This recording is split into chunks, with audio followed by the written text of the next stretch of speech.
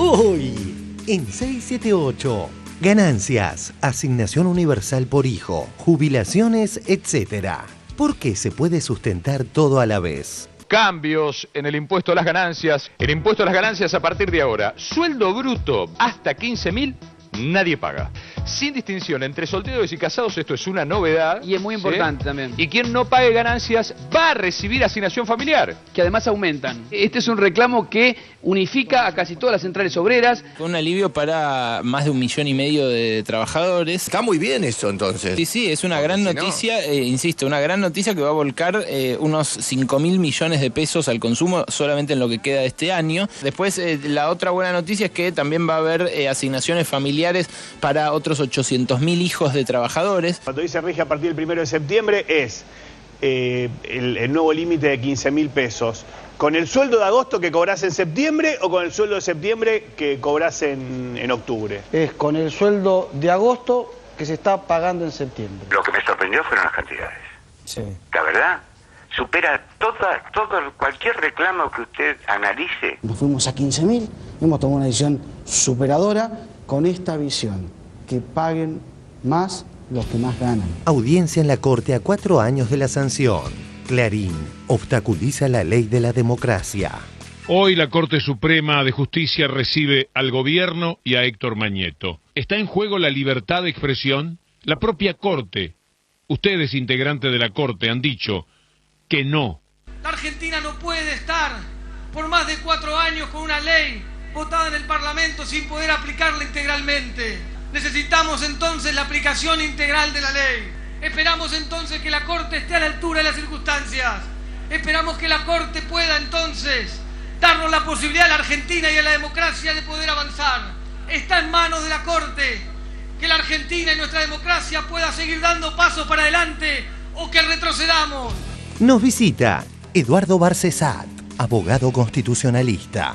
La visión económica del PRO. La reapertura del canje de la deuda, ¿qué pensás que pasa? ¿Cómo ves las medidas? Producto de un fracaso en el manejo de la regularización total de la deuda. O sea, no acatar los fallos del CIADI. Tiene un costo enorme para la Argentina. No haber cerrado el Club de París en una década. Tiene un costo enorme para la Argentina. Pero Mauricio, lo que se está juzgando en el Tribunal de Nueva York es los fondos buitres, el 7% que quedó afuera del canje. No tiene nada que ver con el CIADI ni con el Club de París.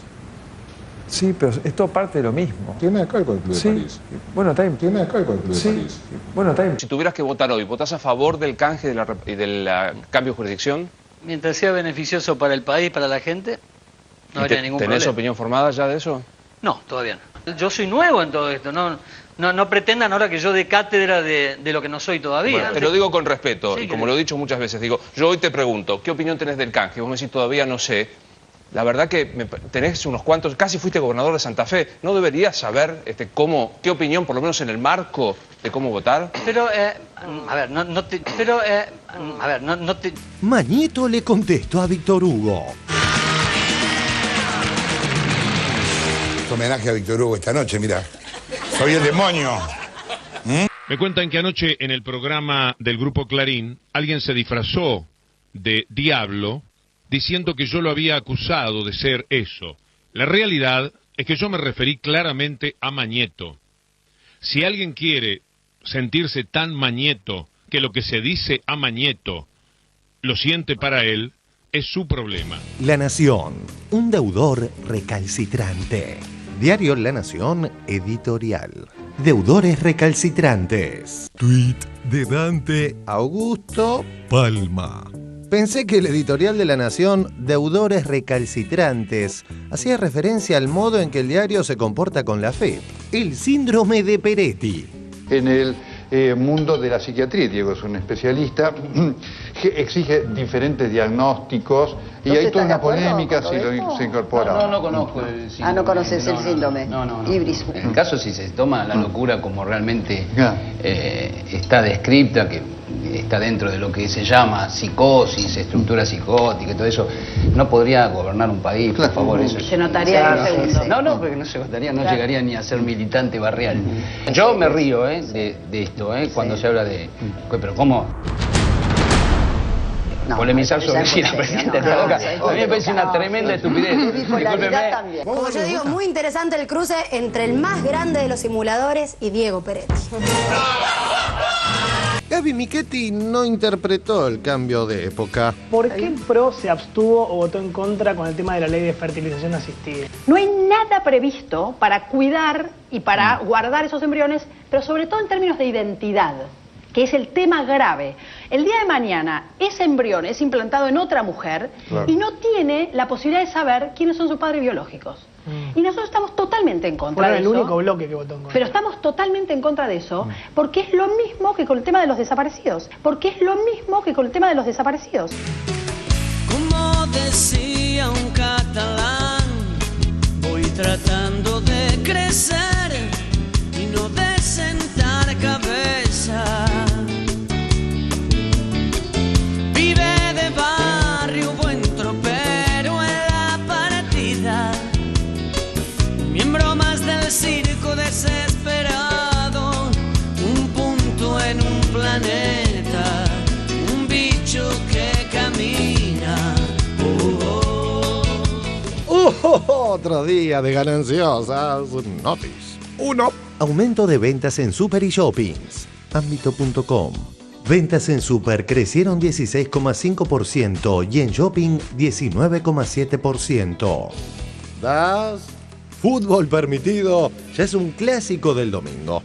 Acá está la gente de fútbol permitido, ¿está todo ok? Sí, está todo ok, que arranque el fútbol permitido. Otra vez, otro día. Vamos, vamos, hay algo que no se negocia, la gana, la gana de ganar, vamos. Cuarto. Ahí va la platea. Fíjate que ahí tiene un silbato. Toca cuando la jugada va para allá. Hace confundir al árbitro. 3. Nuestros amigos de TVR tienen un invitadazo para el sábado. No cuentes que hay detrás de aquel espejo, no tendrás poder, ni abogados, ni testigos. Habla de las tortugas, de las morsas, que era Ocaría, los brujos, que era López Rega. Enciende los candires que los brujos piensan en volver a nublarnos el camino. No. Me puse metafórico, pero bastante directo. Todavía me emocionan ciertas voces, todavía creo en mirar a los ojos, todavía tengo en mente cambiar algo, todavía y adiós, gracias todavía. Gana y reparte 678. El mínimo de buena onda imponible. Supongamos una paritaria que fue 25%, y supongamos ganancia, no sé, 6, 7, 8 puntos más. 6, 7, 8 puntos más. El sol calma la lengua de los lagartos. La verdad es buen veneno para estripas. Todavía hay mucha gente que está viva. Todavía y adiós, gracias todavía. Me ayudan a multiplicar.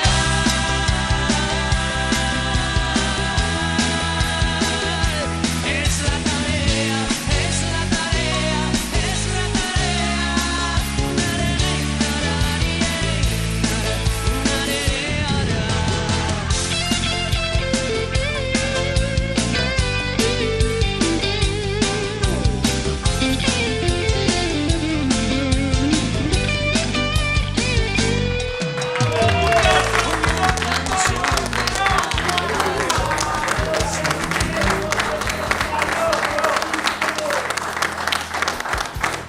Compatriotas de la Patria Grande, bienvenidos a esta emisión de 678. Buenas noches, compañeros panelistas. Felicitaciones, panelista premiada por Radio Nacional, Cintia García. Quiero decir que hoy es 28 de agosto y quiero decir una frase antes de empezar el programa de un hombre que tuvo un sueño hace 50 años y que dice: los remolinos de la revuelta continuarán sacudiendo los cimientos de nuestra nación hasta que emerge el esplendoroso Día de la Justicia.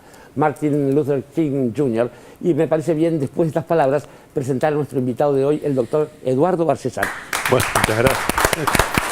La verdad que con esa presentación Eduardo Barcesat, me siento muy honrado. Por favor, no fue hasta las escalinatas del Capitolio porque además es un hombre de la patria. Ha trabajado en cuanto foro de derechos humanos hay aquí, profesor de UBA, de la Universidad de Lomas de Zamora, UNESCO. Bueno, pregunten y la respuesta siempre es sí.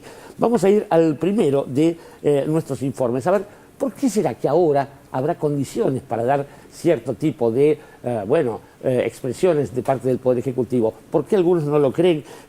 Dicen que esto es electoralista, tantas cosas. El aumento del piso de ganancias y ampliación del tope en asignaciones familiares es el tema del primer informe de hoy en 6, 7, 8. Les quiero decir que Eduardo Barcesat estuvo hoy presente allí donde todo pasaba, donde pasaba la historia, y mañana va a exponer. Pero ahora volvemos al mínimo no imponible. Ganancias, asignación universal por hijo, jubilaciones, etc. ¿Por qué se puede sustentar todo a la vez?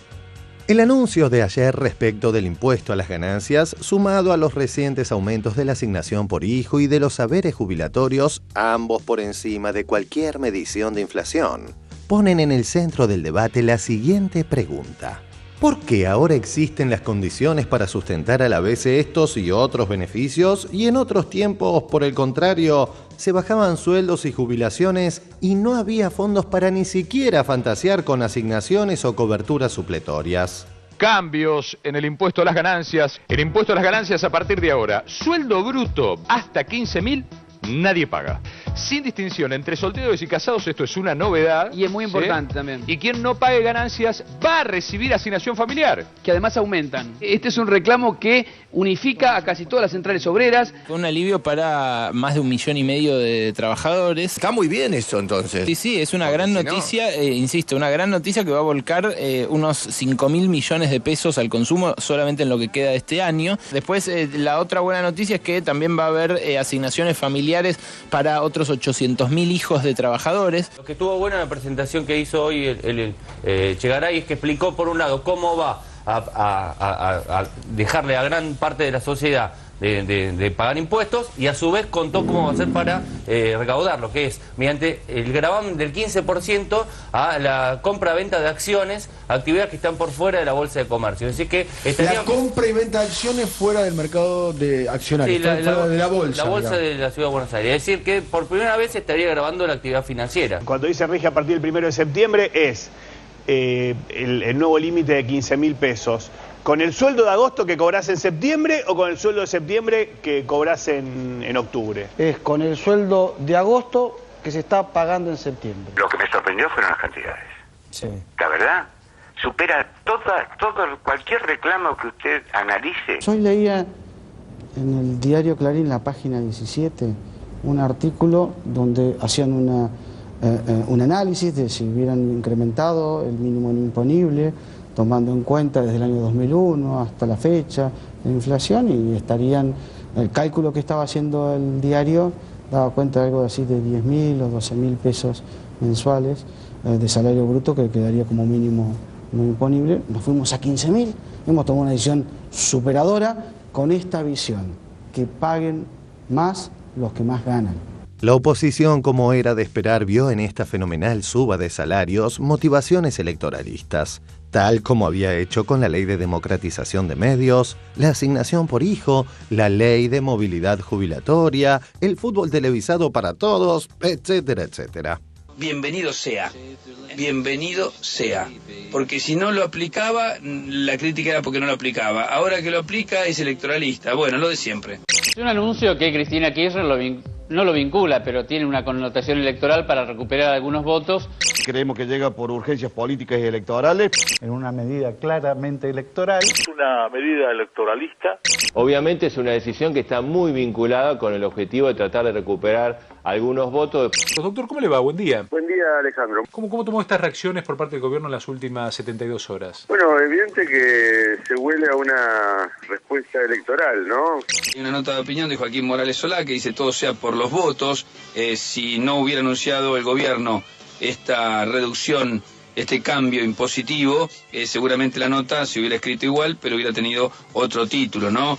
Diario La Nación por Joaquín Morales Solá. Todo sea por los votos. El virtual aumento de salarios para miles de argentinos se concretará 20 días antes de las elecciones generales de octubre. Es con el sueldo de agosto que se está pagando en septiembre. El virtual aumento de salarios para miles de argentinos se concretará 20 días antes de las elecciones generales de octubre. El debate obliga a retomar la pregunta del principio. ¿Por qué ahora existen las condiciones para sustentar a la vez estos y otros beneficios y en otros tiempos, por el contrario, se bajaban sueldos y jubilaciones y ni hablar de asignaciones?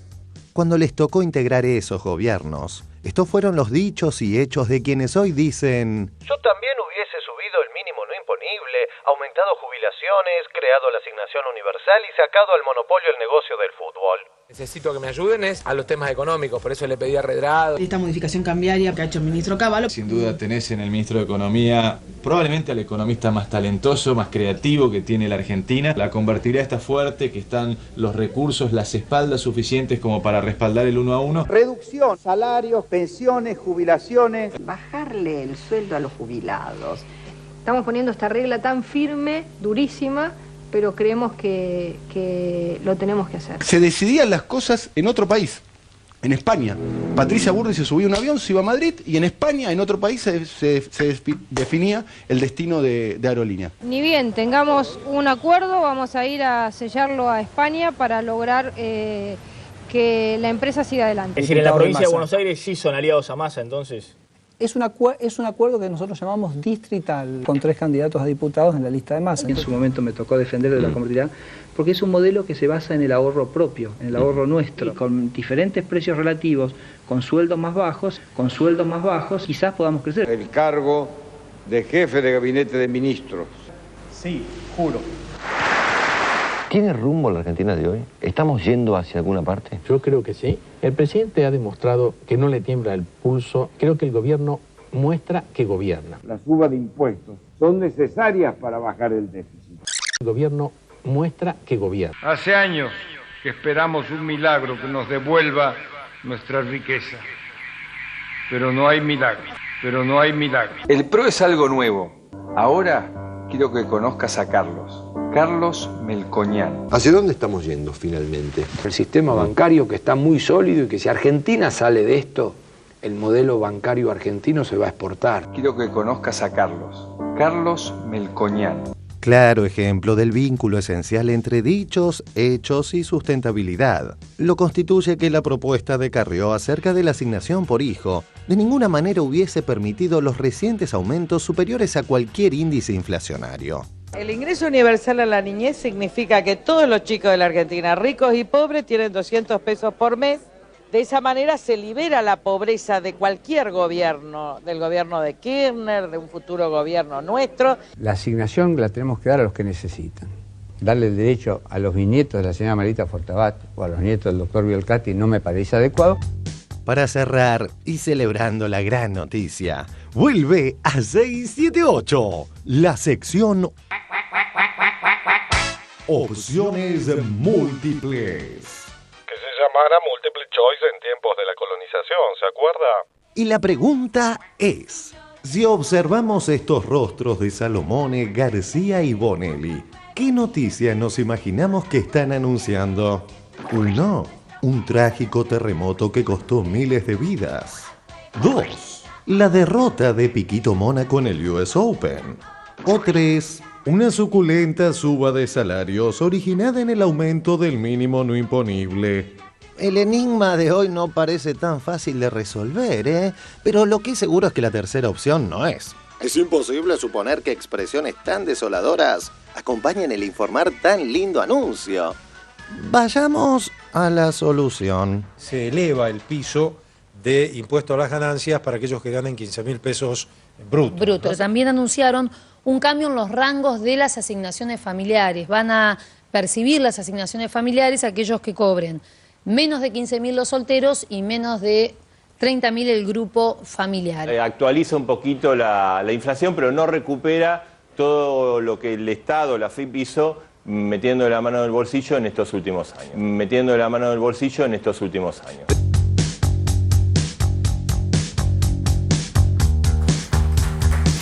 Sabemos que hay lugares de los que no se retorna, Ser Bonelli es uno de ellos seguramente, pero estamos con Eduardo Barcesat y hablábamos antes, querido doctor, de un giro copernicano en esta decisión. ¿De qué se trata esto? A ver.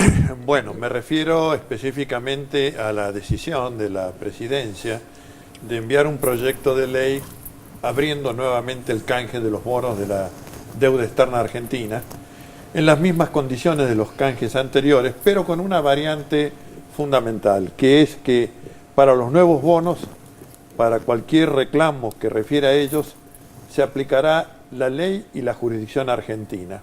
Es decir, volvemos al principio, al sano principio que está en nuestro Código Civil histórico. Y que debo decir que el anteproyecto que tuvo publicidad y provocó ciertos ruidos hace un tiempo, pretendió modificar totalmente. En ese anteproyecto entregábamos soberanía legislativa y jurisdiccional bajo el nombre de autonomía de la voluntad, ¿no? Bueno, libertad de mercado debía haber dicho. Claro. Es decir, aquella política iniciada por Martínez de Oz bajo la dictadura militar que estableció que las partes pueden pactar una tercera jurisdicción que no sea el domicilio del deudor ni el del acreedor, que uno decía, bueno, hay un comerciante en La Quiaca y uno en Tierra del Fuego, pactan la jurisdicción de Córdoba que les queda a mitad de camino. No, era para que todos los contratos de la deuda externa argentina estuvieran sometidos a ley y jurisdicción del Estado Federal de Nueva York. Y por eso es que tenemos que soportar los humores del señor Tomás Griesa y de su Cámara de Apelaciones respectivas. Este primer paso es un giro copernicano, porque es volver al sano principio que arranca del Código Civil francés, 1809, de que el lugar donde se cumple la obligación determina ley y jurisdicción aplicables. De modo que es un primer paso, y enhorabuena, felicito la iniciativa, para recuperar nuestra soberanía legislativa y jurisdiccional. Es decir, no tienen que decidir en otro país y con otras leyes la situación de los argentinos. Los argentinos volvemos a decidir sobre nosotros mismos. Dejamos de ser objeto de derecho para pasar a ser sujetos de derecho. ¿Esos sujetos cómo quedan justamente sujetados o no con este asunto impositivo, con este asunto tributario? Bueno, esto no afecta, creo, la parte tributaria o los otros anuncios que se han hecho. Digo que forma parte de un paquete económico, en este caso seguramente impulsado por la decisión adversa del Tribunal de Alzada del Estado de Nueva York, y creo que la iniciativa de formalizar mediante ley de la Nación una nueva apertura de canje para que todos se coloquen en la misma situación que el 93% que ya hizo efectivo el canje, que bueno, que esto sea la condición de paridad que debe buscarse y no que se genere una situación absurda en que aquellos que compraron los bonos por moneda los terminen quieren cobrar el 100%, los intereses, las costas judiciales y sumergir a la Argentina nuevamente en un desbarranco de su deuda externa que ahora es manejable y no lo era en el 2001-2002. Sobre este macro panorama, querido Edgardo Moca, digo, tenemos lo que le pasa a los ciudadanos respecto de sus contribuciones al Estado y respecto del pago de impuestos. Una cosa lleva a la otra. Sabemos que ahora la macroeconomía remite a la micro también. ¿Cómo ves estas medidas? No tiene magia la economía como ninguna actividad que vincule a los hombres, por lo menos desde el punto de vista más inmediato que está a nuestro alcance. Y entonces yo pienso que el aplauso o la resignación más bien de ciertos sectores que agitaron durante toda la campaña antes de las PASO el tema del impuesto a las ganancias, de esta decisión que se toma de efectivamente modificar el piso, es una maniobra de ocultamiento. Yo creo que la reunión de concertación con empresarios y sindicalistas y la toma de medidas en relación al impuesto a las ganancias implica una demostración de fuerzas muy profunda que consiste en esto. En el discurso de la oposición, vamos a tomar como un ejemplo cualquiera a Massa, la suba del piso del impuesto a las ganancias era absolutamente compatible con la limitación de las retenciones, con la participación de los bancos en el tema de las jubilaciones. Es decir, se prometía al mismo tiempo desgravar y desfinanciar al Estado y obligar al Estado a que produzca determinadas reparaciones en términos impositivas a los asalariados. Si acá se puede hacer eso, es porque hay una decisión de tocar intereses y hay una decisión de compensar el dinero que sale, porque es mucho dinero el que sale este cambio en el impuesto a las ganancias, con gravamen y con política tributaria dirigida a gravar la renta financiera. Es decir, los programas económicos no son una suma de buenas intenciones y una suma de satisfacciones corporativas y particularistas, digamos. Esta idea de que se puede todo, de que se puede bajar las retenciones, que se puede volver a la capitalización privada de los fondos jubilatorios, de que se puede achicar el gasto público y al mismo tiempo desangrarse por la cuestión del reclamo salarial de los trabajadores del impuesto a las ganancias, es puro fraude. Y ese fraude se está rompiendo con políticas efectivas. Si esto es posible es porque hay una política de defensa del principio organizador de toda la política económica desde Néstor Kirchner hasta ahora, que es el mercado interno, que tiene dos fases. Una fase de activación, digamos así, una fase técnica de activación de la economía y una fase ético-moral que es la de la reparación y la redistribución. El camino de la comunidad organizada, si me permite, querido amigo. Sí. Digamos que Recalde dice por un lado que esto es más de lo que se podía esperar. Y la oposición, la única crítica que tiene Sandra Russo, parece ser que es aquello que es una herramienta electoral. Me parece flojo como crítica, ¿no? Sí, a mí me pareció muy interesante lo que decía Recalde, que es superador, pero porque en todos los proyectos, y había muchos proyectos en danza, se tocaba o se llegaba a un mínimo más bajo. Superó eso y a mí me parece muy importante también que se haya decidido no tocar los plazos fijos, que sí estaba en muchos de los proyectos de gravamen de renta financiera. Y el otro tema, que es electoralista, es lo mismo que decir, bueno, pase lo que pase en octubre, desde octubre hasta el 2015 va a tratar de ganar las elecciones. Digamos, hace política, gobierna y hace política. Me parece que no tiene, que lo que subyace abajo de eso es que se rompe ese maleficio, que no recuerdo exactamente qué dirigente radical lo tiró, pero es que esto anda mal y ojalá que siga peor.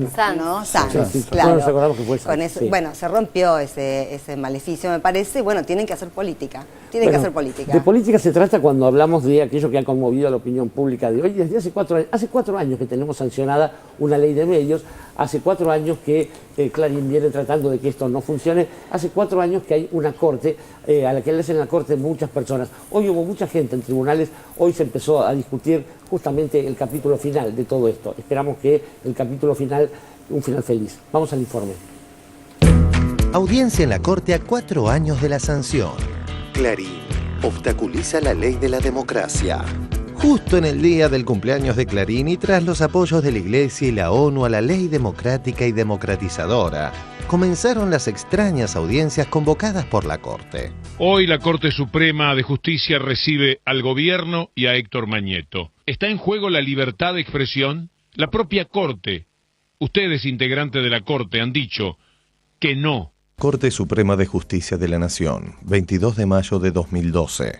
Que en cuanto a la protección de la libertad de expresión, esta Corte ha sido muy clara y consistente en su reconocimiento a lo largo de una extensa e importante jurisprudencia. Sin embargo, en la causa no hay más que una mención al tema, ya que la parte actora, o sea, Clarín, no aportó ningún elemento probatorio que demuestre de qué modo resultaría afectada esa libertad. Más aún, en sus escritos no hay más que menciones generales, pero no existen argumentos que relacionen directamente la norma de desinversión con la libertad de expresión. Sin embargo, el plan de Mañeto es alentar esa idea. Sus 5 ONG andarán por ese sendero. La asignación de licencias tiene impacto definitivo sobre el derecho a la libertad de expresión. Limitar ciertas voces con el pretexto de que vengan otras voces. Contar con cierta escala es un resguardo para la libertad de expresión. El grave retroceso que representaría, entendemos, para la sociedad argentina, que estos artículos entraran en plena vigencia para la libertad de expresión. Son limitaciones inconstitucionales a la libertad de expresión. Presentó Clarín organizaciones ultrapoderosas que están conformadas, todos por propietarios, conformadas para defender los intereses comerciales. Los amigos de la ley, del Estado, son, por ejemplo, Miguel Rodríguez Villafañe, un abogado que viene defendiendo las cooperativas hace 40 años para que tengan lugar. El cooperativismo, por esencia, ha estado vinculado a la necesidad de garantizar libertad de expresión. Éramos tratados como quienes no teníamos derecho a la palabra. Y mucho de lo que sucedía estaba detrás del grupo actor, porque no quería que se dictara o se prestara televisión por cable en localidades en donde quería tener prácticamente el monopolio de la televisión por cable. Hemos sido marginados toda la economía sin fines de lucro durante 29 años y ninguna organización de la prensa internacional vino a sancionar a la Argentina por esa grave violación, que ahora la tenemos todos juntos acá. No han dicho que esa actora no dijo nada, que por 29 años se marginó la palabra a todo el sistema cooperativo y a la economía solidaria y sin fines de lucro. Tuvimos que esperar hasta el año 2009 a la nueva ley para tener posibilidades ciertas, como las estamos teniendo, de acceder a la palabra. Damián Loretti, el hombre que más sabe del tema de telecomunicaciones y sobre esto. La Asociación de Juristas de Argentina, que es una asociación que defiende los derechos humanos desde siempre, después están las universidades. El mercado de la televisión de cable, donde el grupo de empresas de la parte actora controla en ciertas localidades el 100% del mercado. Y esto es un dato estructural que marca la necesidad imperiosa de la regulación. Quiero decir, vos tenés una diferencia de figuras, de qué están defendiendo cada uno. Sí. Ahora es tiempo de que esta Corte decida quién es David y quién es Goliat. Para esta Defensoría del Público no hay dudas. Las audiencias, lesionadas por una concentración abusiva, depredatoria y cruel, son el David de esta historia. Que Dios los ilumine, para que vean lo mismo que vemos nosotros, para que escuchen lo mismo que escuchamos nosotros y para que declaren la plena constitucionalidad de la Ley de Servicios de Comunicación Audiovisual. Muchas gracias. Aunque cueste creerlo, han pasado 4 años de la sanción de la ley y tal demora en la aplicación revaloriza a estas postales. Ahora me dicen que el canal Volver va a tener que cerrar por una ley. No sé. No entiendo. Con la aprobación de la nueva ley de medios K, varios canales pueden desaparecer. TN es uno de ellos. TN, todos nosotros. ¿Tendremos noticias? Jorge, un abrazo, buen día. Hola, ¿qué tal, viejo? ¿Cómo andas? Un abrazo. La verdad es que lo escuché realmente me pareció increíble. Porque usar la palabra desaparecer en Argentina no es neutral, ¿me entendés? Es pesado. Clarín, si hay un momento en el que creció, fue durante la dictadura. O sea que es un cinismo increíble la publicidad, pero por lo menos callate la boca. Justo hablan de desaparecidos, cuando si hubo un diario que se dedicó a no hablar de los desaparecidos durante 10 años fue Clarín. ¿Y la gente por qué crees que de todas maneras en buen porcentaje, por qué estará tan del lado de TN, de Clarín? Víctor Hugo, existe algo que técnicamente se llamaría discurso dominante, que existe, que uno no puede negar. Esto es técnicamente un mapa de medios. Ahí están los medios más importantes de la Argentina. Estos son los tipos que manejan gran parte de tus horas libres, de tus simpatías políticas y lo que es peor de todo, de tu libertad. Vamos a ver el más popular, el más obvio, que es Clarín.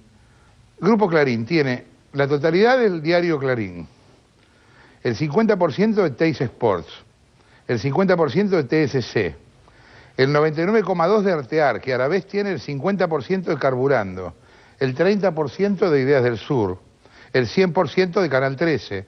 Pero vos decís, ¿termina ahí? No, porque también tienen Diarios y Noticias, la agencia de noticias más importantes, Papel Prensa, la mitad, el proveedor de papel barato subsidiado por el Estado más importante. ¿Asociados ahí con quién? Con el Diario de la Nación, con quien también se asocian en DIN. Y tienen juntos la mitad de Expoagro. Tienen Clarín Global, Radio Mitre, y en algún punto, a través de otras empresas, se comunican con Internet, para decirlo de una manera a lo mejor brutal, pero en cualquier país serio, el 20% de estos globitos van presos. Una vez más, se hace imprescindible volver a preguntarnos qué artilugio podría utilizar el máximo tribunal en general para desdecir el fallo de 2012 al que hacía referencia Víctor Hugo, y su presidente en particular, para retractarse de recientes posturas. Para mí es como una obligación moral tratar de aportar todo lo que pueda para hacer cambios profundos para que la justicia esté más cerca de la gente. Los jueces no debemos gobernar, tampoco es bueno que los jueces, sin renunciar a nuestra función de poner límites, vayamos más allá. Un modelo de justicia que no se demore por causas injustificadas. Un modelo de justicia que juzgue a quien tiene enfrente con imparcialidad, cualquiera sea el poder económico, político o de otra naturaleza que ostente. La justicia igual para todos. La Argentina no puede estar por más de 4 años con una ley votada en el Parlamento sin poder aplicarla integralmente. Necesitamos entonces la aplicación integral de la ley. Esperamos entonces que la Corte esté a la altura de las circunstancias. Esperamos que la Corte pueda entonces darnos la posibilidad a la Argentina y a la democracia de poder avanzar. Está en manos de la Corte que la Argentina y nuestra democracia pueda seguir dando pasos para adelante o que retrocedamos.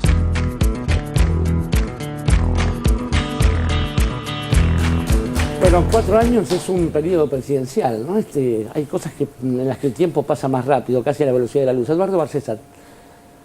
¿Qué reflexión de todo esto? Bueno, voy a empezar por una paradoja. Hay un artículo en la Constitución Nacional, el de los derechos de usuarios y consumidores, que establece claramente 3 pautas.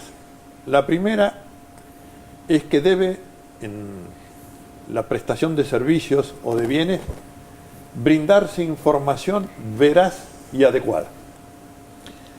Segundo, hay que asegurarle la libertad de elección al usuario o consumidor.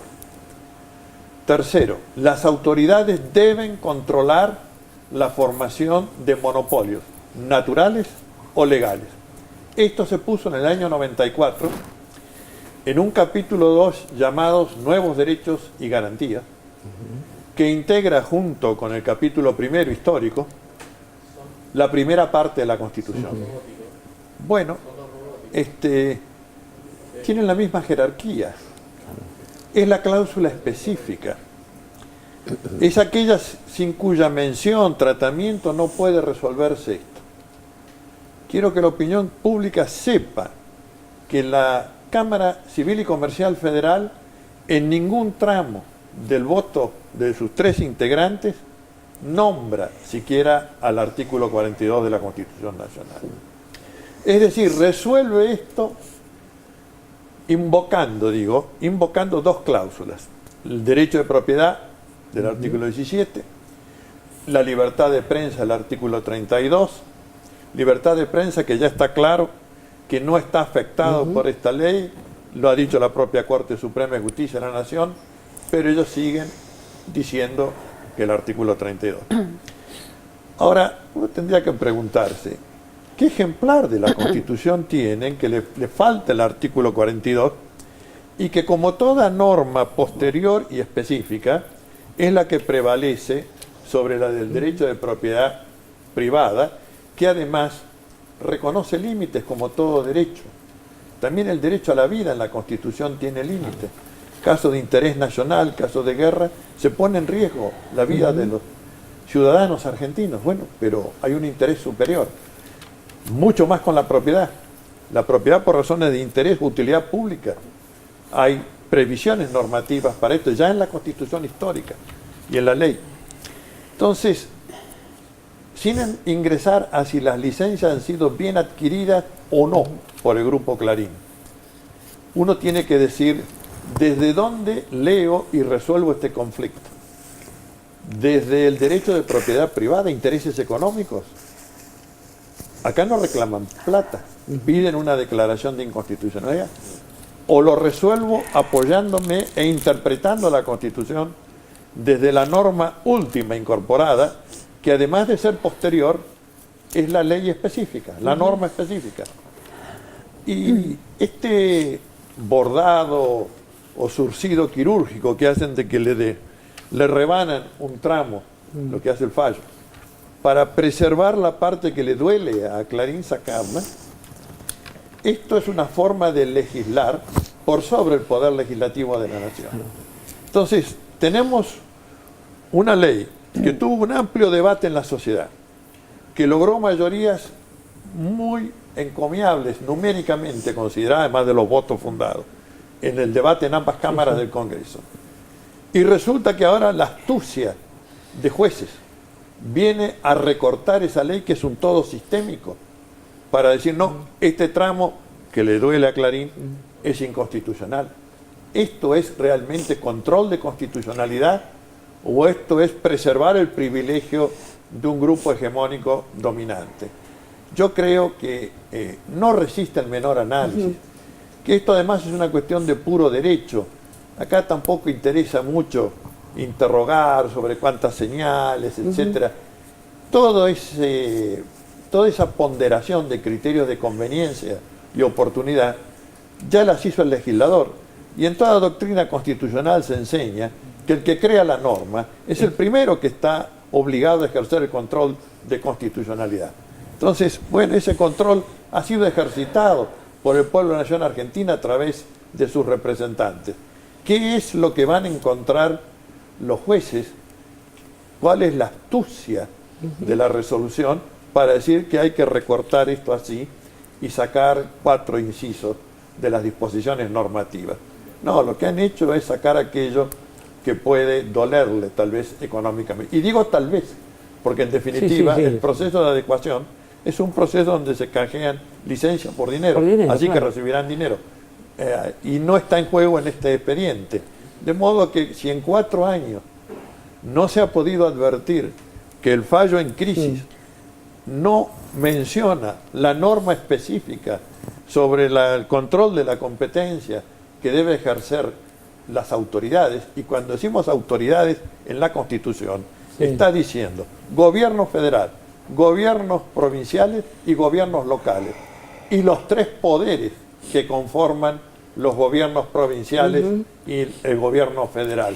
No es solamente una obligación que pesa sobre el poder legislativo, es una manda constitucional que va a los 3 poderes.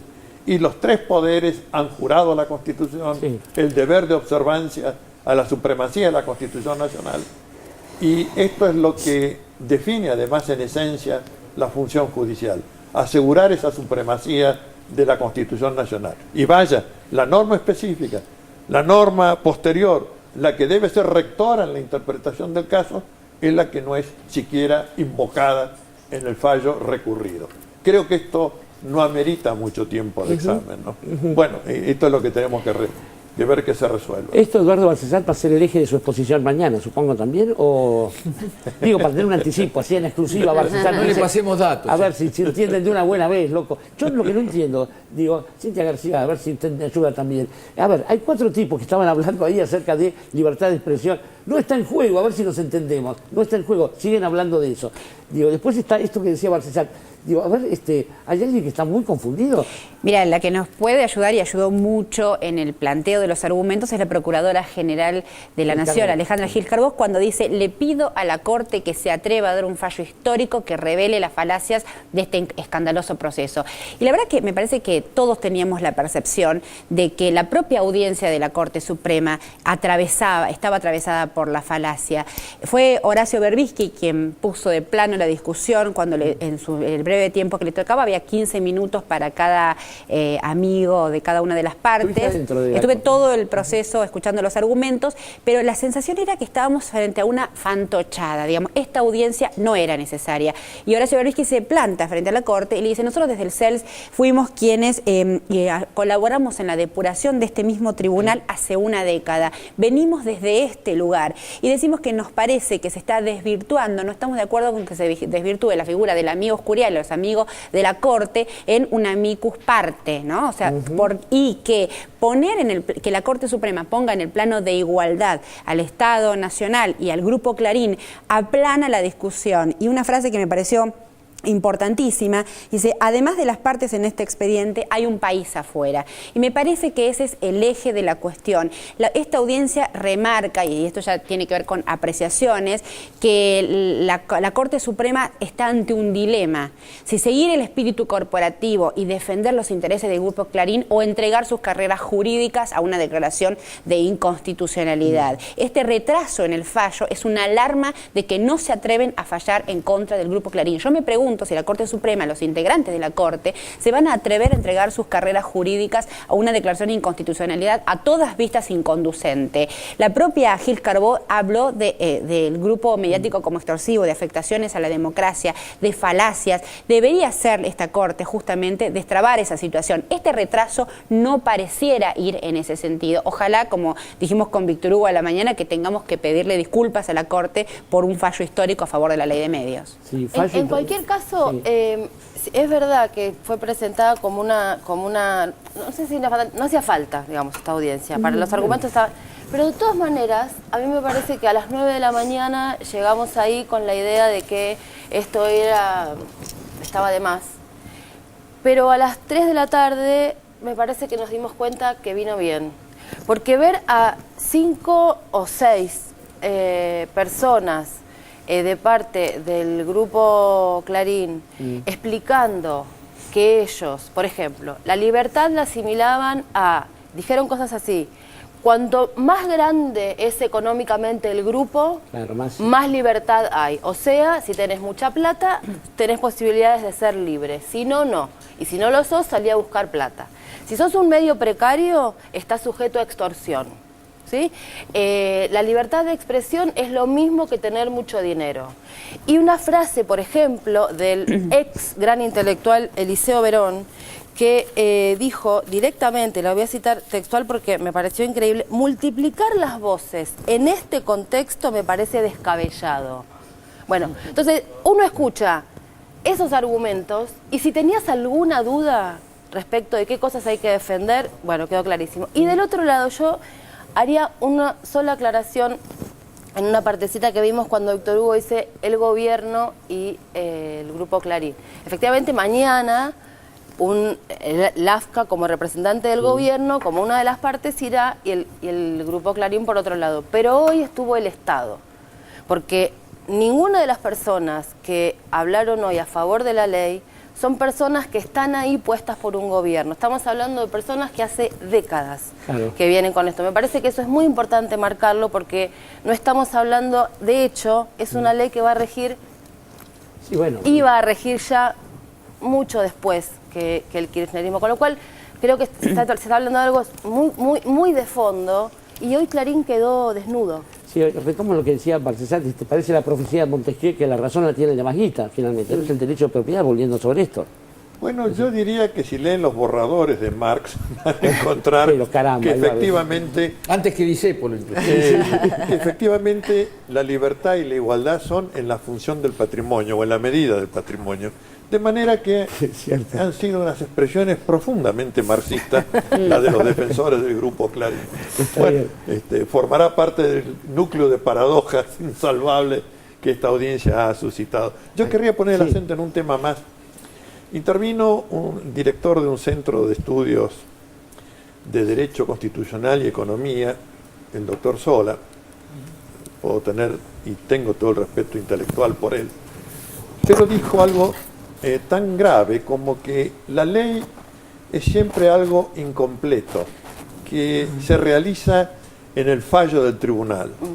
Es decir, como instándolos a que sobrepasen el marco de la ley a través del pronunciamiento que se está reclamando por parte del grupo Clarín, aunque él se presentó como amigo del tribunal independiente, habría que decir respecto de quién independiente, ¿no? Pero, entonces, esto me parece también que es un tema fundamental, tener que decir que si algo caracteriza a los poderes constitucionales es saber mantenerse en el marco de sus incumbencias regladas, ¿no? Que en la medida en que un poder toma atribuciones de otro, en esa misma medida se quebranta la doctrina y el sistema del Estado de Derecho. De modo que cuidado con alentar esto de que los jueces sean legisladores en última instancia. Creo que esto debe ser revisto profundamente y debe marcar también la impronta en la audiencia de mañana. Tesis onceava de Folla más para Moca, ¿no? Quería retomar esto último que decía Eduardo, que estuvo presente en la intervención de Cintia, en general está latente. Parece como que hay un dilema, la Corte tiene un dilema, eso es una cosa en la que rápidamente nos ponemos de acuerdo. Ahora, el dilema por un lado es entre una situación de orden digamos así, material, presión corporativa versus una cuestión ideal, respeto de la Constitución. Yo incorporo un elemento directamente político que supongo que va a tener en cuenta la Corte, o quiero suponer.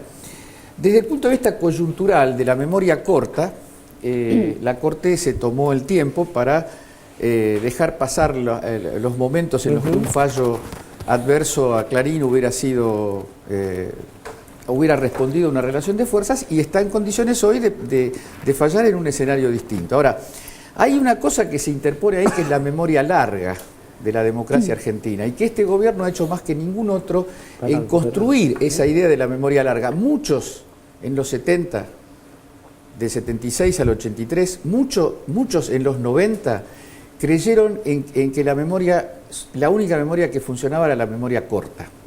Hicieron cosas muy graves en todo sentido, en el sentido de la ocupación fraudulenta del poder, en el sentido de la invasión de legitimidades, esto que decía Eduardo, del lugar donde se fallan, donde se discuten los problemas arbitrales de las decisiones económicas de un Estado. El hecho que tengamos que estar discutiendo con la Cámara de Nueva York un problema que es de soberanía nacional. Todo eso es memoria larga, y yo creo que la Corte, si son jueces inteligentes, no va a tener en cuenta solamente la coyuntura, sino que va a tener en cuenta que este país aprendió que las cosas no ocurren por casualidad y que las cosas que se hicieron en un momento se pueden pagar en otros momentos. ¿A la corta o a la larga? Sí, te hacía muy breve. Sí, cortito. En sintonía con lo que Mariana dijo, yo estoy de acuerdo que estos argumentos fueron contundentes y visibilizaron una vez más. Lo que digo es que no lo necesitaba la Corte. La Corte ya tiene los argumentos para fallar por la ley de medios. Por supuesto que a la sociedad siempre le suma la visibilización de las cuestiones. Y eso dijo el CEL cuando dijo, de todas maneras, y justamente por eso nos hemos anotado, nos hemos amoldado para no agravar la escandalosa situación judicial. Y una palabra más de la Presidenta de Justicia Legítima que hablé hace unos días, Garrigós de Rébori, dijo, tengo miedo de que la Corte falle en contra de la ley de medios, porque la Corte lo que está haciendo es fallar en situaciones coyunturales, está pendiente de la coyuntura, y eso es lo que se le está pidiendo, que la Corte, como decía Edgardo, salga de la coyuntura y sepa que aquí hay una cuestión de la mirada social sobre la libertad de expresión. El corto plazo. Vamos a ir, si querían, un poco de miedo a Magneto respondiendo a Víctor Hugo, y después voy a dialogar con Sandra Russo. Muy bien. Vamos al informe, por favor. Magneto le contestó a Víctor Hugo. Y veamos sin más trámite cuál fue la respuesta. Homenaje a Víctor Hugo esta noche, mira. Soy el demonio. Me cuentan que en el programa del Grupo Clarín alguien se disfrazó de diablo diciendo que yo lo había acusado de ser eso. La realidad es que yo me referí claramente a Magneto. Si alguien quiere sentirse tan Magneto que lo que se dice a Magneto lo siente para él, es su problema. Escúchenos lo que dije el 19 de agosto del 2013. Si efectivamente el avión estuvo 2 días y hay fotos y demostraciones y evidencias de que la presidenta se instaló en un banco de Seychelles para poner en orden sus cuentas, pero si esto es mentira, como dice el gobierno, por favor tomemos nota de lo que esta gente ha sido capaz de hacer. Estamos en presencia de algo diabólico, estamos en presencia de algo que es el diablo, aquello de la mirada que alguna vez narró Lidia Papaleo. Se presentó, que era el señor Magneto, y me dijo que tenía que firmar o íbamos a perder la vida mi hija y yo. Y que yo quería ver y no pude hace una semana y media, aunque sea para sentir en carne propia el fuego de semejante personaje. Estábamos hablando de lo que no se había suscitado en el mano a mano con Magneto. Lo que hicieron fue tomar ese audio de la siguiente manera. Mi sucesor, en la televisión. ¿Quién es? Si esto es mentira, como dice el gobierno, por favor tomemos nota de lo que esta gente ha sido capaz de hacer en este remate ya final de toda una jugada diabólica. Estamos en presencia de algo diabólico.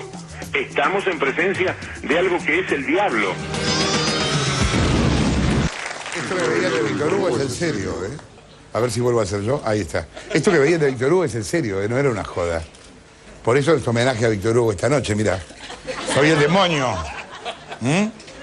Soy el demonio.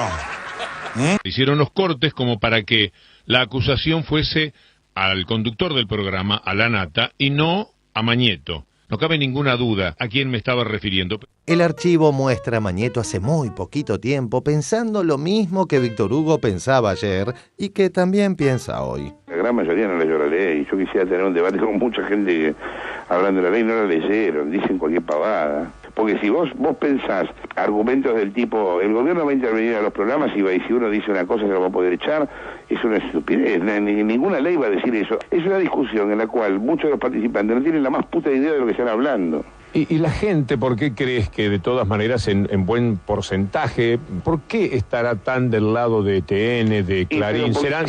Víctor Hugo, existe algo que yo técnicamente se llamaría discurso dominante, que existe, que uno no puede negar. Si vos te pasas 200 años escuchando una cosa y un mes escuchando otra, lo más probable es que la que escuches ese mes te haga un poco de ruido. Pero a mí me da la sensación de que de todas maneras hay un antes y un después en esta discusión, porque la gente sabe un poco mejor, aunque lo quiera desconocer por ahora, qué es Clarín. Como decíamos, es Víctor Hugo el que está siempre en el mismo lugar. Esto da razón a la ironía con que Ale Fantino vapuleaba a Majul y demuestra que cuando Luis habla de periodismo militonto, no hace más que autodefinirse. ¿Por qué Víctor Hugo tiene un libro que se llama Converso y La Nata tiene un libro que se llama La Nata?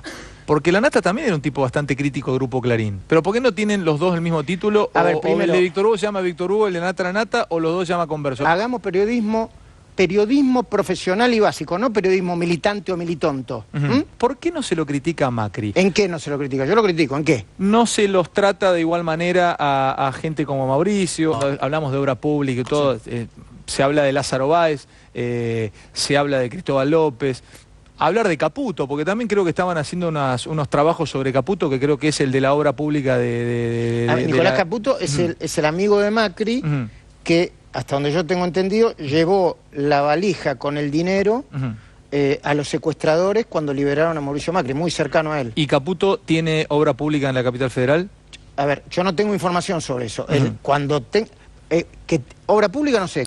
Hagamos periodismo profesional y básico, no periodismo militante o militonto. Yo no tengo información sobre eso. Obra pública no sé, que hace obras y que construye edificios, sí, sé, vos lo ves en las calles. Me decís Caputo es cercano a Macri y tiene obra pública. No sé si no lo sabés. Sé que es constructor, no sé si tiene obra pública y cuál es el nivel de la obra pública que tiene en la Ciudad de Buenos Aires, no lo sé. Pero perdón, si hay alguna duda sobre él, que lo investiguen, Sí. Si hay alguna duda sobre él, que lo investiguen, Hagamos periodismo profesional y básico, no periodismo militante o militonto.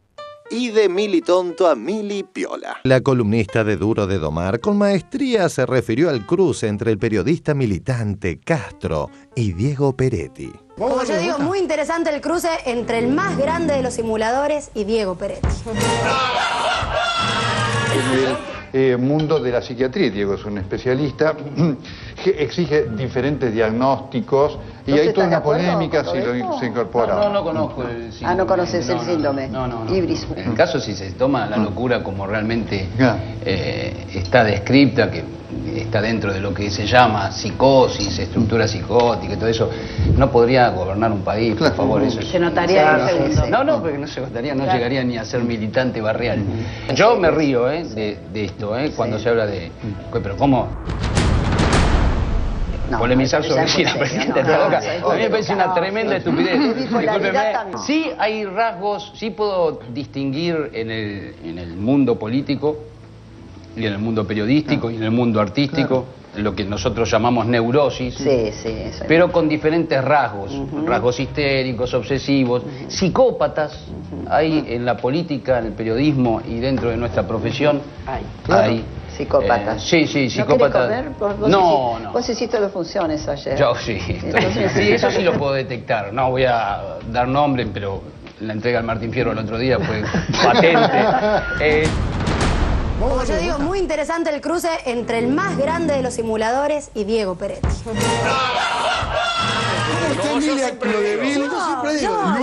Luego del elogio de Víctor Hugo Morales, Por supuesto, no hubo repregunta acerca de cuál era el psicópata aludido. cerrando el círculo. Así elogiaba hace unos meses Víctor Hugo a la modelo que sumó lindas ideas a su belleza natural. ¿Ves Duro de Omar? ¿Sos televidente Duro? Sí, está bien. De verdad está muy bien. Las chicas cumplen un rol estupendo. Y la rubia, que también es muy linda chica, me gusta que siendo bellísima, teniendo un camino a recorrer por donde quiera, yo veo que quiere crecer, veo que tiene mucha independencia de criterio y sobre todo, yo admiro, Daniel, que no haya miedo. El miedo que hay en todos los que saben que tienen que construir su vida vigilados por este poder inmenso de Mañeto. Esa chica un día va a ser actriz o va a ser algo y van a salir los comentarios. Y todo lo que ahora ocurre, alguna vez quizás, ojalá que no, que cambien las cosas también en el periodismo, un día lo va a pagar. A mí me gusta la valentía. Es muy valiente, está hablando de Emilia Clodevil.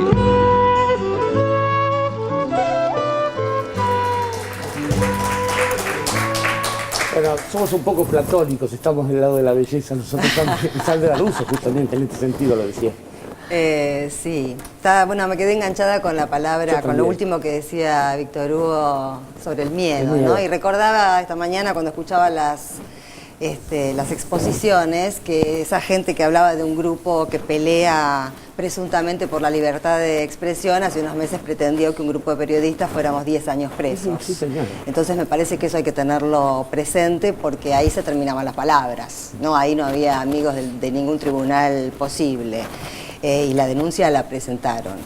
Y finalmente quería rescatar un poco también la presencia de Cintia Ottaviano esta mañana, porque me parece que dejó entrar, por el lugar que ocupa la Defensoría del Público, a un actor nuevo que sería deseable que la Corte Suprema lo tenga en cuenta, porque que son las audiencias, que es la gente que está del otro lado. Recién veíamos el programa de La Nata. Si hiciéramos una lista de la cantidad de cuestiones que divulgó como ciertas y fueron desmentidas al día siguiente, el público que ve a La Nata, que tiene toda la libertad de verlo, no tiene la libertad de acceder a las desmentidas de lo que dice La Nata. Es decir, que no estamos hablando solamente del público que no lo quiere ver a La Nata, sino su propio público, que se queda sin saber lo que se le contesta a La Nata, porque eso no lo publican. Entonces me parece que es hora de que, a mí me da la sensación de que en el Poder Judicial argentino hay conceptos que están muy atrasados,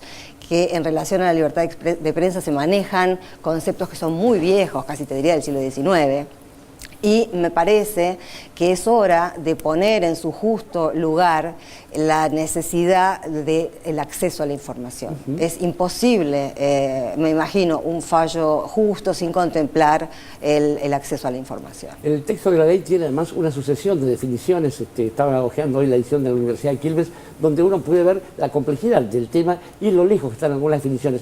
Antes de irme yo a un corte, no a la, sino a un, Garmoca estaba queriendo decir algo. Sí, me quedé con lo mismo que le llamó la atención a Sandra al principio, que es la definición de Víctor Hugo sobre el miedo. Y me parece que es un concepto que sería lindo volver una y otra vez, porque alguna vez me ha tocado hablar con gente muy honesta, muy democrática y muy favorable al curso que ha tomado el país del 2003 para acá, que me hizo la pregunta: ¿vos quién crees que dentro de 5 años va a tener más oportunidades en los medios de comunicación? ¿Los que están ahora atacando al Grupo Clarín o los que están defendiendo el Grupo Clarín? Y eso es y estoy hablando de una persona que aún hoy no tiene un papel, digamos, pro Clarín. Entonces yo creo que la sociedad argentina y sobre todo determinados actores, gente pública, gente que habla y su palabra es escuchada y su palabra es vista, sus actitudes son vistas, tienen, o de alguna manera tenemos una responsabilidad muy grande, que es cierto desprendimiento de lo que va a pasar y cierta conciencia de lo que hay que hacer hoy para que pase lo que tiene que pasar y no vivir temblando por lo que todo el mundo cree que va a pasar, porque todo el mundo cree que las corporaciones que siempre gobernaron de una u otra manera van a gobernar, y el desafío es romper ese hilo histórico. A ese miedo, un corte, otro como este. Ya volvemos al 678. Hoy, más de 3 millones de chicos de escuelas secundarias públicas de la Argentina tienen su netbook del programa Conectar Igualdad. Lograr esto costó mucho trabajo, por eso no vas a creer lo que te vamos a pedir. Te vamos a pedir que la pagues. Un rato. Porque aunque parezca que con tu compu no hay dato que no puedas encontrar, todavía quedan preguntas que no pueden responder los buscadores. Y queremos que salgas a hacer esas preguntas. Salí a la calle, conoce gente, porque no importa si tenés 3.000 amigos en las redes sociales. Si no tenés uno que te dé un consejo mirándote a los ojos, entonces no tenés ninguno. Jugá la pelota, volvé al potrero, que ahí nunca te va a parecer game over. Mirá el atardecer, vas a ver que ningún 3D ni HD le puede ganar a eso. Bailá, corré, divertite, y si te olvidaste la cámara, no pasa nada. El disco rígido de tu memoria es inagotable. Reíte mucho, pero sin emoticones. Reíte fuerte y de verdad. Salí a la vida. Cuando vuelvas, tu compu va a estar ahí, esperándote, para que sigas aprendiendo y uses todo lo que sabes para hacer un mundo mejor.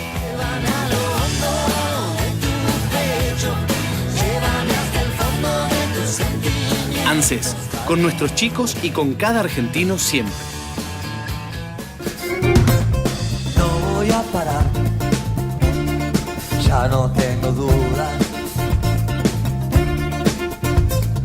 No voy a bajar, déjalo que